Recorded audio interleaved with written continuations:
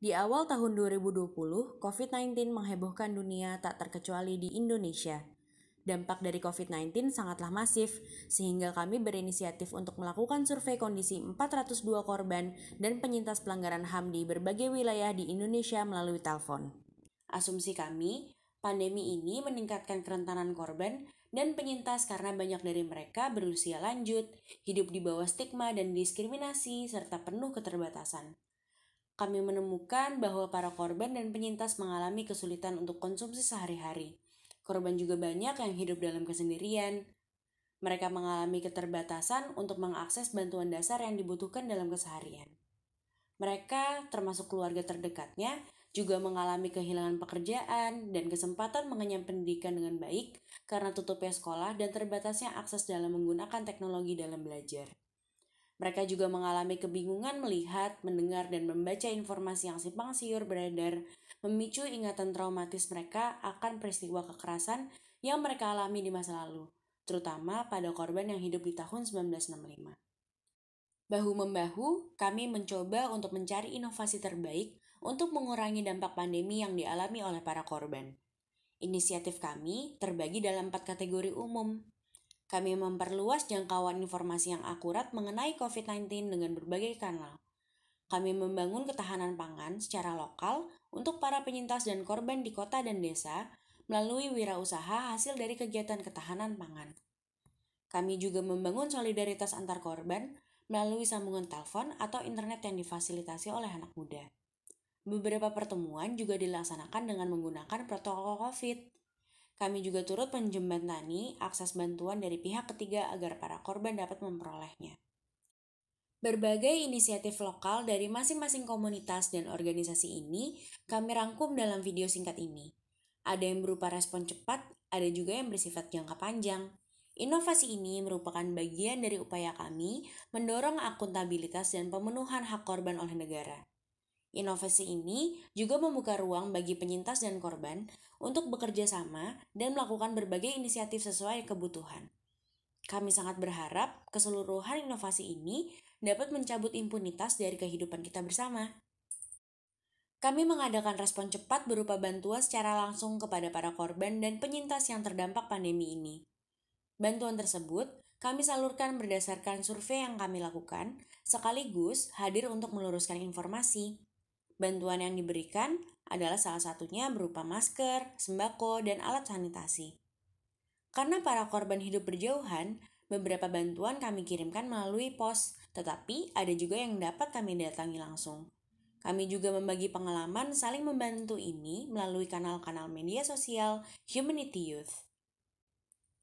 Sementara itu, di Yogyakarta, Foperha melakukan berbagai kegiatan seperti sosialisasi mengenai COVID di desa dan mengajak saling bercerita tentang dampak COVID pada para penyintas yang dilanjutkan dengan diskusi saling menguatkan. Kegiatan lain ialah berupa memperkuat ketahanan para korban dan penyintas seperti workshop, membuat empon-empon, urban farming, serta bagaimana caranya berternak lele dan kangkung secara mandiri. Teman-teman muda di Semarang yang menggabungkan diri dalam kolektif Semai menyusun buku saku yang berisikan cara pencegahan COVID-19. Isinya seperti saran penggunaan masker dan cara-cara cuci tangan yang benar. Buku saku ini dibagikan kepada para penyintas. Setelah mendapatkan buku saku ini, para penyintas saling berdiskusi dengan satu sama lain agar pemahaman mengenai COVID-19 di antara mereka semakin baik. Berbagai sosialisasi juga dilakukan dari rumah ke rumah dan menggunakan karya seni. Mari kita ke Jayapura. Elsham Papua melaksanakan kegiatan ketahanan pangan seperti workshop bertani diselingi pembagian bibit pada para masyarakat adat terutama perempuan dan mama-mama. Juga tidak lupa mensosialisasikan cuci tangan yang benar kepada sesama perempuan korban konflik. Pendataan komunitas lokal untuk membuat kartu keluarga juga dilakukan agar para korban yang belum terdata dapat mengakses bantuan dari pemerintah. Sementara di Merauke, Katane membantu para penyintas dan teman-teman perempuan dengan HIV/AIDS untuk memperoleh kebutuhan dasarnya untuk hidup sehat. Melawan stigma juga dilakukan dengan sosialisasi bahwa teman-teman HIV di masa COVID juga bisa hidup sehat dan layak. Kegiatan menganyam noken juga dilakukan sebagai langkah menuju pemulihan dan menambah penghasilan. Untuk di Sorong dan Kerom, KPKC bersama dengan LBH Kaki Abu melaksanakan berbagai kegiatan yang mencoba untuk mengurangi dampak akibat banjir Sorong. Salah satunya adalah dengan berkoordinasi dengan kepala sekolah dan mendonasikan buku pelajaran kepada anak-anak korban banjir dan COVID-19 untuk bisa tetap mengikuti pelajaran. Di Kerom, kami membantu peningkatan hasil pertanian para korban, juga menyalurkan hasil pertanian para komunitas korban di desa ke kota-kota tempat para korban dan penyintas lain yang tidak memiliki sumber pangan. Juga, kami melakukan workshop ternak lele kepada para kelompok korban. Di Merauke, LADPER mendistribusikan poster berisi informasi pencegahan COVID-19 sekaligus melaksanakan berbagai kegiatan untuk memperkuat ketahanan pangan para korban dan penyintas. Beberapa workshop itu terutama dilakukan untuk produksi pisang dan sayur-sayuran. LADPER juga membagikan poster kepada mahasiswa-mahasiswa untuk membantu penyebarannya di tempat-tempat umum. Selain itu, dilakukan workshop untuk membantu bagaimana menjual hasil tani kepada kelompok miskin kota. Untuk di PD Aceh, Pasca melakukan berbagai kegiatan di sekitar lingkungan mereka, termasuk di sekitar rumah gedong. Kami membagikan bibit pada kelompok komunitas agar bisa memanen sayur-sayur yang menjadi makanan pokok bersama seperti kacang, ubi, jagung, timun, dan kacang panjang. Hasil panen tersebut dijual dalam sebuah bazar yang diadakan oleh ibu-ibu komunitas korban.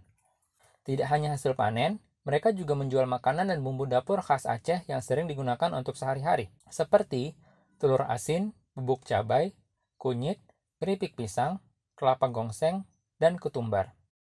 Di Palu, SKPHAM bergerak untuk menyelenggarakan diskusi antar generasi, anak muda di komunitas bersama dengan orang tua.